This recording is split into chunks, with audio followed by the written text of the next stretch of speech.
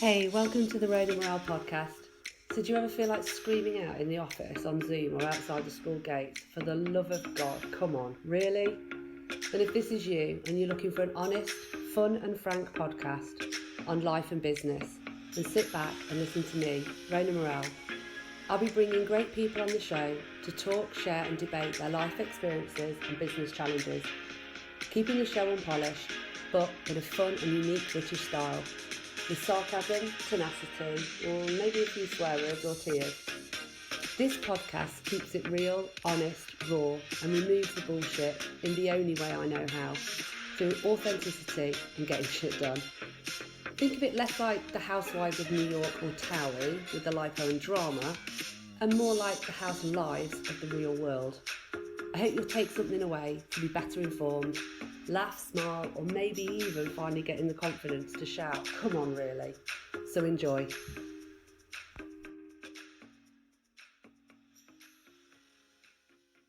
Hey Kate, welcome to the Rain and Morale podcast. How are you? I'm good. How are you? I'm very well, thank you. I'm very well. Listen, for the viewers out there, I am delighted to have Kate Gilman Williams with us today, who actually is my youngest. I'm having to take the cardigan off here. I'm a little bit hot. Is my youngest ever guest, but by no means any less important or amazing. So, for those of you that don't know Kate, and I hope you don't mind me saying your age, but Kate is 11. I've got that right, haven't I? You haven't turned.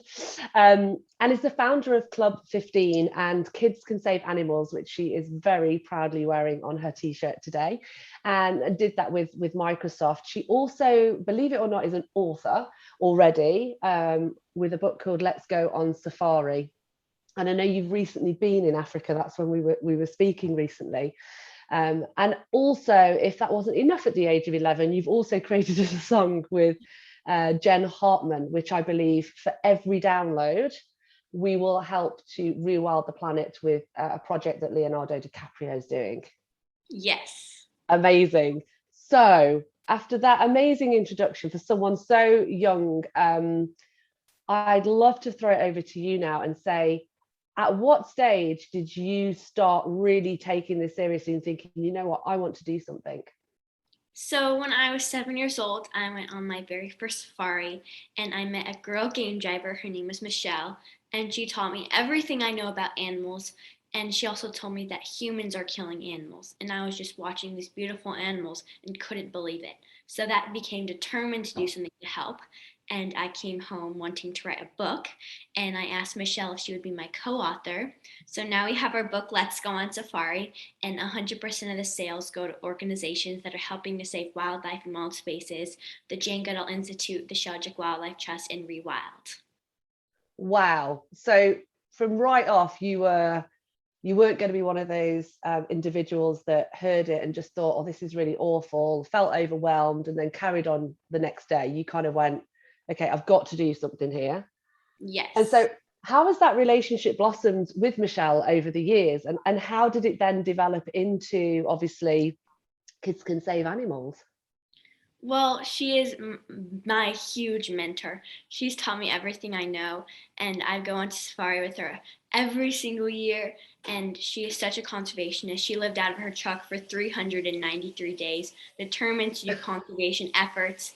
And she's such an incredible person. She has her company, Wild Wonderful World, where she connects people with safaris. So she's really, really inspiring. And I'm so great to be working with her at Kids Can Save Animals.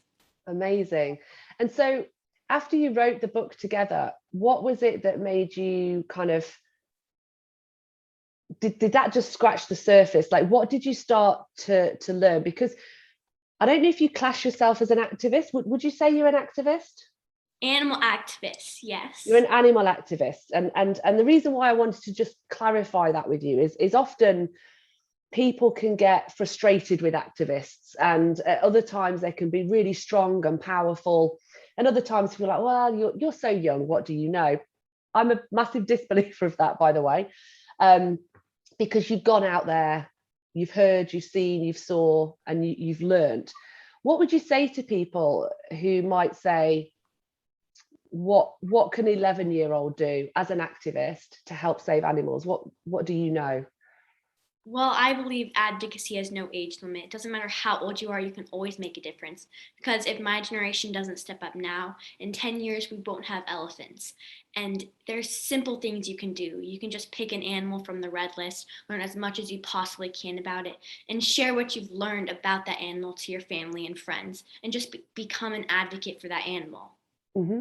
No, that's a great idea. And I think for anyone listening, especially if there's kids listening, often we think that we've got to go above and beyond, or we might have to pay a lot of money. But what you're suggesting there is just go out, scratch the surface. Even at your zoo, you always see the little red dots, don't you, of the animals that are on the range of extinction, etc. Find out more about each of those animals and spread that knowledge. Is that what you're saying? Yes, because education is the key. Just become an advocate for animals and educate everyone you know about them. And then that's how you become an advocate. Fantastic. And so through your advocacy, and obviously you go on safari every year, but some people might say, well, yeah, you love animals, you get to go on safari every year. Talk me through some of the things that Kids Can Save Animals as a company or a program has been able to deliver and achieve. Well, my most recent trip to Africa this summer, I was on a conservation expedition. I dehorned a rhino with Wildlife Act. I tracked and weighed a pangolin with Pangolin Working Group. I collared a cheetah, and I was filming all of these experiences. And I want to turn it into a kid-based documentary where kids can learn the lengths that we have to go to save our wildlife and wild spaces. And it's really showing them that this is what we have to do, and if we don't do it, our animals will go extinct. And Yeah. now I also recently created Club 15, where kids can go to my website, kidscansaveanimals.com, and they can watch me interview scientists, conservationists, technologists. They're sharing what they can do to help save wildlife and wild spaces, how we can help them. So Club 15 with Microsoft is a great resource where you can learn how you can help animals and how you can help join these amazing experts. That's incredible. But so actually, for a change, someone else is interviewing you this time. Yes. So at what point, when you were, dehorning a rhino, now most people would think, what are you doing dehorning a rhino? It needs to stay on a rhino. But for those that don't understand, why were you doing that in the first place? So poachers will kill rhinos for their horns. It's the same material as their fingernails, which is just crazy. So that's why they want to kill them, is for the horn. So we dehorn them to stop poachers from killing the rhinos. And in that specific area where we dehorn the rhino, 85% of poaching decreased because of the dehorning. So we take it off so the rhino won't be a threat to poachers. Yeah, and just for the people who didn't see the picture that I saw, that small piece of rhino, probably about this size, would that be about right? The rhino Yes. horn. What value was put on that rhino horn that you took off? It's millions of dollars. It's crazy that it's just keratin, the same material as your fingernails, and it's worth so much money when it shouldn't be. And we don't want to dehorn our rhinos, but it's No. really the only way we can save them. So it is really sad and overwhelming that we have to do this. And so, two questions I've got just from the rhino. Through research and knowledge now of dehorning the animals, have we seen any negative impacts into the way that they can hunt, feed, mate, anything like that, with them not having the horn? Well, actually, people were worried that they were going to lose fights with other rhinos, but actually, rhinos are doing just fine. They rely a lot more on their size than their horns. There was a rhino that actually won in a fight without a horn against a rhino with the horn. Yes. So there hasn't been any negative impact on dehorning them. Fantastic. And so, when you dehorn these animals, how do you make sure? What do you do? Do they burn the horn like they do with tusks, or what do they do to make sure it doesn't then get used or sold? So the horn gets taken to a secret vault, one of the most secret places in the world. So these reserves all have their own vaults that have all their rhino horns in them that are really protected. So that's where all the horns go to, so no one else can get to them. Right. And I wonder, have you ever asked or sort of said to them, why not just destroy them? Because if someone knows they're out there, we all know unfortunately the lengths that people will go to earn money, and that's a different topic of discussion. But if they know they're out there, why not just destroy them?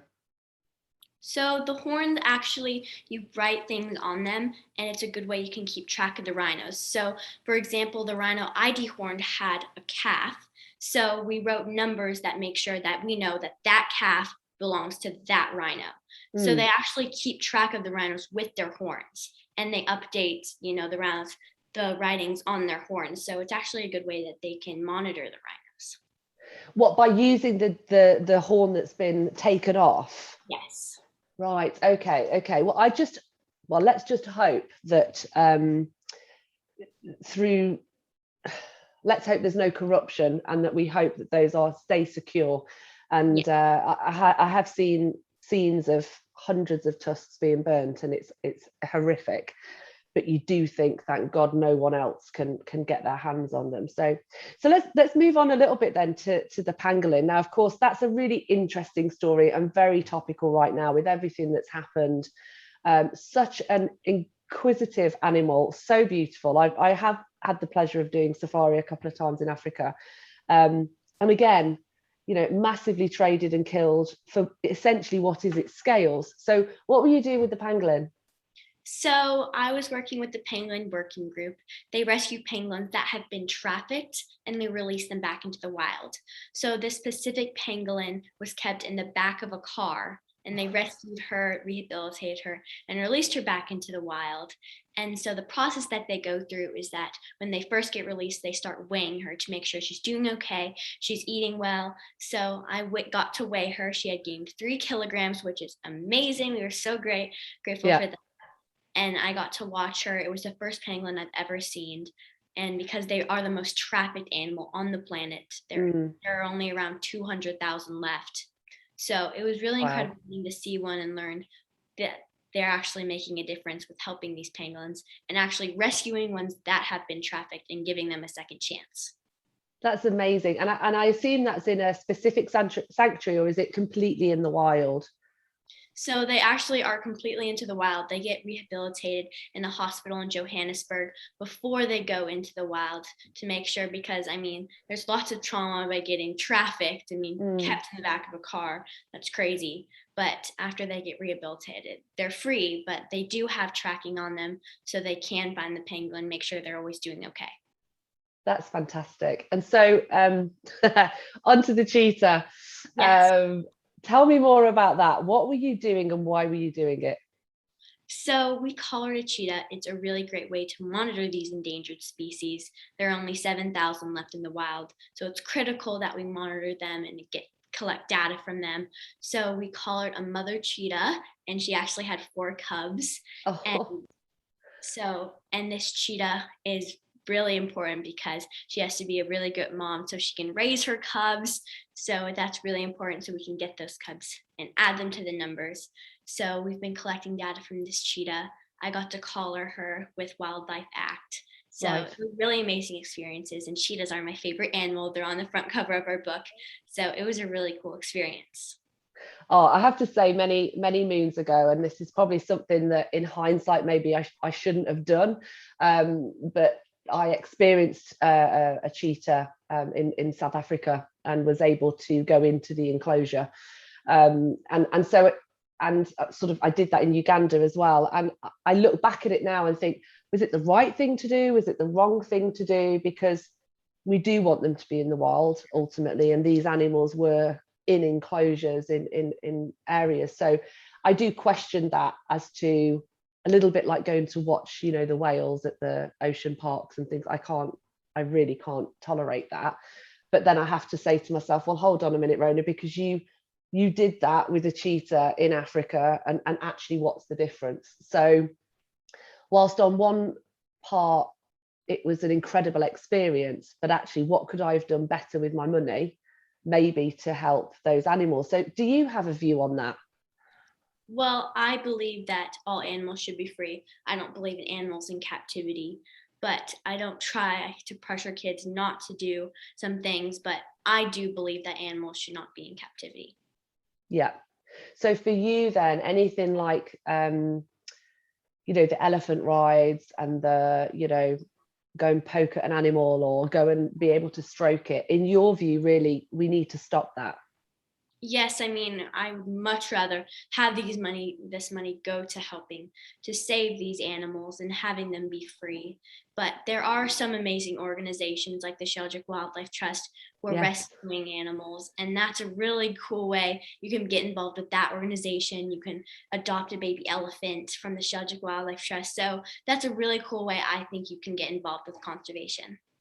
Yeah, absolutely. My husband and I were fortunate to visit there, and it was absolutely a delightful experience. And my parents did as well, and they've adopted two baby elephants. So, but I think when it comes to adopting animals, it's a bit like anything with an NGO or a charity. It's knowing that your dollar is going to that cause and being able to see all of that. So actually, for me, it's less about, I don't need the cuddly toy and this and this. I just want to know, you know, some photos, and that's fine. So have you worked with Sheldrick directly, or are you just aware of them?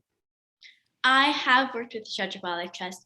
A third of the proceeds of my book do go to their organization, and so I do know them really well. I've gone to a Thumba, and I've gone to meet the elephants that have graduated from the orphanage, and I am a educational volunteer for the Sheldrick Wildlife Trust. So I am pretty much involved with their organization. Just a little bit. That's amazing. Thank you for sharing that. That's incredible. So obviously you've just been to South Africa, and you've been doing some incredible trips, and I think keeping it simple is going to be the best thing really for a lot of children. But let's not underestimate the power of knowledge that children have, and their absolute inquisitiveness and ability to go why, or, you know, not take no for an answer, which I absolutely love. But not if my kids were in the room right now. I'll probably go, no, stop it. So what would be your, after this trip in Africa, what's the next big thing for you? What statement do you want to make, and what do you want to really focus on in your career going forward? Well, now I want to show kids that this is what we have to do to save our wildlife from wild spaces and encourage them to take action. And I want to make the first ever really kid-based documentary where they're not just sitting and watching. We're saying, okay, you're learning about this rhino and what you can do to help. So now go do this. And so I really have a real action piece in it. So I'm really hoping we can reach kids in the way of movies and film. Fantastic. And actually, I think that's one thing that when you speak to a lot of people who are passionate, be it about climate, be it about animals, be it about, you know, human trafficking, whatever it might be, the key never really is about raising awareness, because I think we have some incredibly talented people, including yourself and others around the world. It's the action piece, and you touched on that.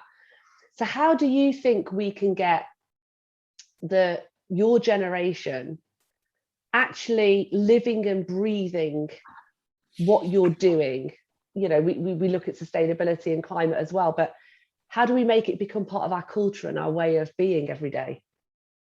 Well, I think a really cool way you can take action is just by listening to music. I just created a song. It's called Kids Can Save Animals. And every time a kid downloads the song, 15% of it goes to Leonardo DiCaprio's new foundation and called Rewild. And kids, just by listening to music, you can make a difference, which is incredible. I mean, everyone loves listening to music.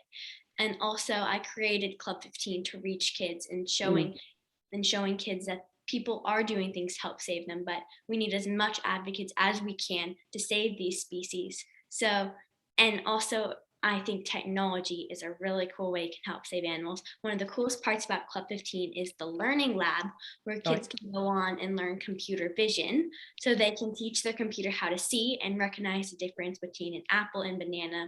And this is the same technology that drones and camera traps are using out in the wild. Yeah. So you can really learn what technology is being used to help save animals. Amazing. That's incredible. And so if I take my two daughters, for example, of course, the first thing I'm going to do is going to explore with them on Club 15 and just see what they think of it and see the reaction that they have to it and what they do. But I think this action piece for me is what I really hope I can help you with in terms of the podcast. It's like, what are the top 5-10 animals that critically need our help? What can we do in our everyday lives? What can children do to put that pressure on to us oldies, to do something about it, really? Yes, I mean, there are so many just easy ways. As I said, you just educate yourself about animals. You can just raise money for organizations you're so passionate about. If you're so passionate about the oceans, go help the oceans, raise money for organizations that are saving ocean animals. I mean, you don't have to be passionate about African animals. There are so many different things that the world needs help with: oceans, recycling, deforestation. So I think if there are so many, so many, so many different options of ways you can take action. Yeah, it's quite, to be fair though, it's quite overwhelming, isn't it? Because when you look at the world and you turn on Newsround or the BBC or whatever, and there's just so many things that you think, gosh, they need help, we need to do something here. So it can feel quite overwhelming, can't it? Yes, and there are also the koalas. So when the fires broke out in Australia and 1 billion animals died, I started a campaign called Quarters for Koalas, which is very kid-based. I started it at my school, and it's where all the kids brought in quarters and we donated them to the Adelaide Koala Rescue. Awesome. And rehabilitating and releasing koalas back into the wild. So it's a really easy way. You can download the presentation on my website and pitch it to your school and see if you can do a campaign at your school. That's amazing. So Quarter for Koalas. I need to think of the equivalent for the UK money here that rhymes with a K, but we'll find something. No, that's amazing. And so, obviously you're at school, so you're working and you're studying. Obviously, you've got to tick boxes, and there's certain subjects that you've got to do. When you're able to choose, what are you hoping to go out and do? Well, in terms of what I want to be when I grow up? Yeah. Okay, well, I think a safari guide would be really cool. I mean, you get to spend all your time working with animals, and I think that's really, really exciting. And also, I want to have a huge conservation aspect definitely in my life. I'm never going to lose that. So definitely conservation and animal involved. Amazing. And so as you're going through that journey, obviously, no doubt you will continue to safari. Are there other regions and continents that intrigue you and you want to look at animal-wise? So I was supposed to go to Australia, but then COVID broke out. So I really want to go to Australia. I was going to work with the Humane Society International to work with kangaroos and koalas. So I would definitely want to work with Australia. And also a big one on my bucket list is Nepal, the snow leopards and the red pandas. And I have interviewed people on Club 15 that work in Nepal. They do things for red pandas and snow leopards. So Nepal is definitely on my bucket list too. Oh, amazing. I have to say, actually, Nepal is definitely on my bucket list. I've never been. I have been to Australia numerous times. Never saw many kangaroos, actually, believe it or not, but that's another story. But yes, the snow leopards and the red pandas are definitely favourites in this house as well. So well, at 11, you have got more than enough time to get around the continents and make an impact. So Lynn, your amazing mum, who I know is in the background somewhere, how do you work it with your mum, and how does your mum feel about everything that you're doing? My mom is very, very, very helpful with my conservation work, but I do lots of this on myself. I mean, it's my organization, Kids Can Save Animals, and I'm really involved, but my mom is also very, really helpful. So I'm really thankful. And so my friends are also very, very encouraging. They also love animals. So all my family and friends are also very passionate about wildlife and wild spaces. Excellent. Well, thank you, Lynn, in the background, for all the support that I know that you give to Kate, because none of us can do this on our own, can we, Kate? And we need people around us to kind of support us, be that Definitely. wise words of wisdom or when things are hard. What do you find the hardest about running your own, entrepreneurial business, or about trying to save animals? What are your biggest blockers that upset you? Well, lots of kids think that they have to wait until they're a grown up to make an impact, and educating them that you don't have to wait. And time is running out. If we don't take action now, we won't have elephants in 10 years. Every 15 minutes, an elephant is killed for its tusks. Every 8 hours, a rhino is killed for its horn. And just finding that kids don't think that they can make an impact now. And it's actually really cool to watch when you can show them, look, this is what you can do. You can do this and this and this. And then them learning that they can take action now to save wildlife. Yeah, and it's really humbling, and it's how do we get all of the Kates around the world and all of those amazing children and give them that voice and that power that says, look, we've had enough, and something has to change. So kind of looking back at your journey so far, and I say that with a smile on my face because you are so young, but you've achieved so much, and I just want to give absolute kudos to you for doing that, and kind of, like you say, going, I saw something, I didn't like it, I'm going to do something about it. And irrelevant of your age, your background, whatever, you've done something. If I was to say to you tomorrow, you can never work with animals again, your whole career with animals is over, what do you think you might do?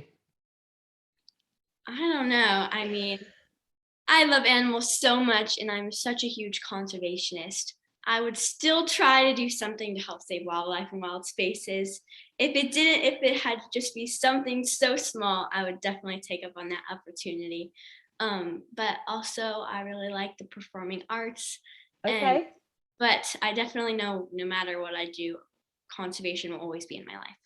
No. Oh, well, I was just interested to kind of just poke a little bit there to see what if there was no opportunity, what do you think you may end up doing? You never know. I think, obviously, like you say, bringing what you're doing to the youth and bringing it through documentaries, clearly performing arts is going to play a role in that, really, in terms of how to act and script and write. Yes.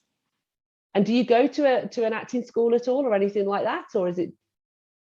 I actually do have an acting coach, and I've been taking some acting lessons and doing some small things. So it is really fun. I do like acting, but animal activism is my main goal. Yeah, absolutely. Well, it's all about how we give you as many tools as possible, isn't it, to get you the biggest platform and the biggest voice, and whatever that might be, the best. So tell me something really funny that's happened on some of these trips. Tell me some things that are either really embarrassing or really funny. Okay. So, well, sometimes it can be really funny.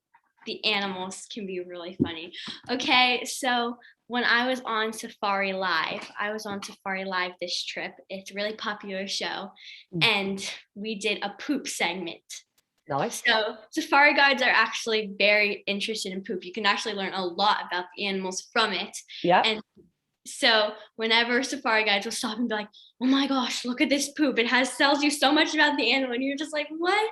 So it's actually really funny when that's a really funny experience to witness that. And have you ever actually done the finger in and tasted it?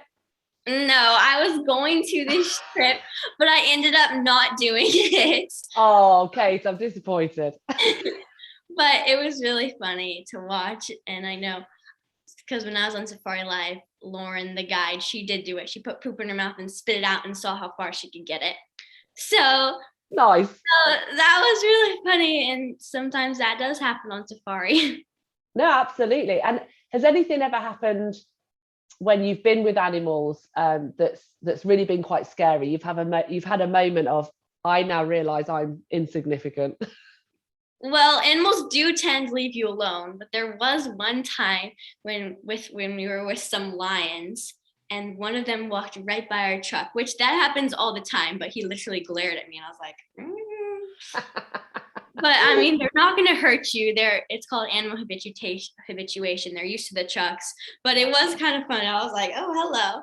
But animals, it is really cool when animals walk right by your trucks and they don't even look at you.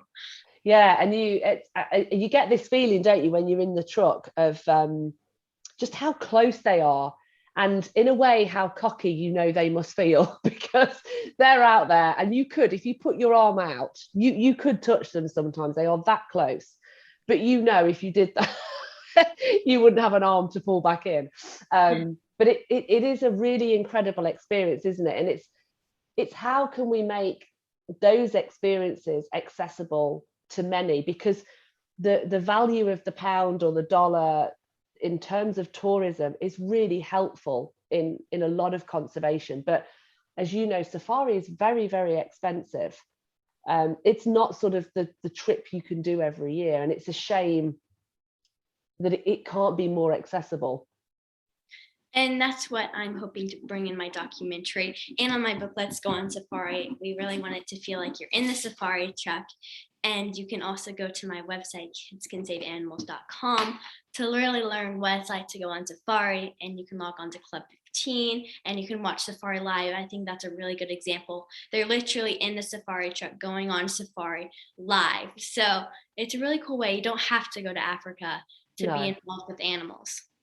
And that's great. And actually, do you know what I love about having you on the show as well, is that you're so good at the plugging and getting the websites and actually driving people to where they need to go. So it's absolutely brilliant. I normally get guests afterwards, they're like, oh, could you add this link and could you say this and stuff? So fair play to you. You're absolutely doing brilliant. So if there was one thing you could ask the listeners to do, I know there's lots of ways of taking action, but first of all, if you were talking to a parent like me about what they could do, what would be the one thing you'd say to parents to talk to their children about? Definitely talk to them about that we need to end animals being used as human entertainment. And I recently spoke with Virginia McKenna, and she talked to me about animals should not be in circuses. You can have your circuses, just don't have animals in them. So I think that's a really important message to share on with your kids. And also, of course, advocacy has no age limit. That's my motto. Kids can save animals. So that's really important to me. That's amazing. Thank you. Well, I just wanted to kind of wrap up the session and kind of just finish off looking at a little bit more about the song that you've done with Jen and Leonardo DiCaprio. So how did all that come about? So Jen Hartman-Luck, she reached out to me and she asked if she could interview me about my conservation work and my journey. So I said yes. And then she ended up creating a song out of it. And she sent it to us one day and we're like, wow, this song is incredible. And I got to pick an organization that I wanted the song to support. So I picked Rewild, where Leonardo DiCaprio is the founding board member. So every time you download the song, 15% of it goes to that organization, because every 15 minutes an elephant is killed for its tusks. And she's creating lots of other songs in the album where kids are doing lots of other things, helping the homeless and lots of other things, giving food to people. So there are also lots of other kids in the album. Yeah. My song is called Kids Can Save Animals.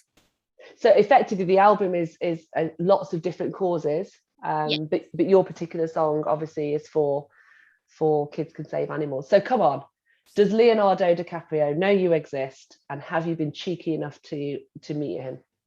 I have not met him yet, but I like that. Yet. I'm hoping to. But yes, he does know about the song, and I'm really great that it gets to support his organization. They're doing really great things. But I was actually supposed to meet Jane Goodall in April of last year. Right, okay. It got canceled because of COVID. So she's also one of the ones I really want to meet too, hoping to reschedule that. So. Oh, you have to meet. Yeah, forget Leonardo. Let's be honest, forget him. Although he's obviously someone of my age will find him quite attractive. So you kind of forget him. But Jane Goodall, wow. And actually, anybody else who else would be on your hit list to meet? Well, Greta Thunberg is doing amazing things for climate change. And there are so many people that are doing incredible things. And I'm getting to meet lots of them through Club 15, which is incredible. I got to meet Dr. Eric Dinerstein, who works at Resolve. And that's actually where the shop at Club 15, where you get Club 15 merchandise, some of the money goes to his organization. So I've been getting to meet really cool people in Club 15, and so can everybody who watches them. Oh, amazing. And I have my one has always been David Attenborough, and I'm not embarrassed to say this live on a podcast, but effectively I literally wrote him a letter a couple of months ago. Old school, found out where he lived and sent it, and I'm hoping maybe he received it or not heard back yet, but I would, to have half an hour with him would just be amazing. And there are lots of celebrities that are really passionate about animals.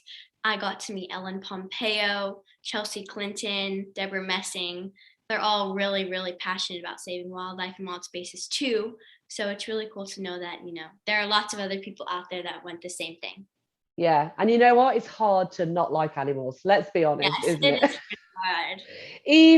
Even the ones that are, less formed and what we would call ugly animals, they as part of that ecosystem are so critical. Yes. So even down to the little mini beasts. Well, listen, Kate, it's been absolutely incredible to have you on. I'm delighted to have spent this time with you. And listen, keep going, keep doing what you're doing. I'm so proud, of you and Lynn, all the great work you're doing as well. So yeah, absolutely. I wish you every success with it. Thank you so much. We'll definitely keep in touch, and I'll be having a good look around Club 15 with my daughters and see what your next adventures are. Yes, okay. Thank you so much. You're very welcome, Kate. Good luck with everything. See you soon. Bye. So that's it. You've made it. The show's over. Thank you for being with us. I hope you've been able to take something away, maybe solve a problem, or just know you're not alone. Here's hoping it made you smile with a few laughs along the way. Please feel free to find me on all social media channels, and you can subscribe to my YouTube channel. Just search the Rona Morel Podcast. Have an awesome day and see you next time.